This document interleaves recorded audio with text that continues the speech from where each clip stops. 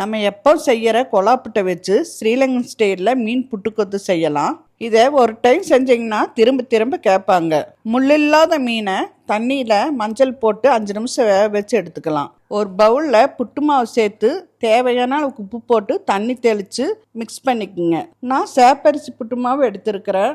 இதை கொலக்கட்டை மாதிரி பிடிச்சி உதுத்துனா உதுறணும். இதுதான் கரெக்டான பக்குவம். புட்டை ஸ்டீமரில் சேர்த்து 5 நிமிஷம் வேக வச்சு எடுத்திங்கன்னா புட்டு ரெடி. கடாயில் தேங்காய் காஞ்சது, கடுகு, 2 பெரிய வெங்காயம், 2 பச்சை மிளகா, பொடியாக நறுக்கின இஞ்சி, கொஞ்சமாக கருகாப்பில் சேர்த்து கண்ணாடி பதம் வர வரை வணக்கிக்குவாங்க. அடுத்து வேக வச்சிருக்கிற மீனை முள் இல்லாமல் உதிர்த்தி சேர்த்துக்கலாம். 5 நிமிஷம் வணக்கிட்டு கேரட், பீன்ஸ், முட்டைக்கோஸ் சேர்த்துக்கலாம். இதை 3 நிமிஷம் நல்லா வணக்கிக்கோங்க. 2 முட்டை சேர்த்து உப்பு போட்டு ஃப்ரை பண்ணி மிக்ஸ் பண்ணிக்கலாம்.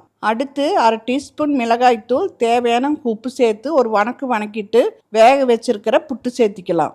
இதை 5 நிமிஷம் ஃப்ரை பண்ணி எடுத்திங்கன்னா ஸ்ரீலங்கன் ஸ்டைல் மீன் புட்டுக்கொத்து ரெடி. மறக்காமல் ஷேர் பண்ணிவிட்டு சேவ் பண்ணி ட்ரை பண்ணி பாருங்கள்.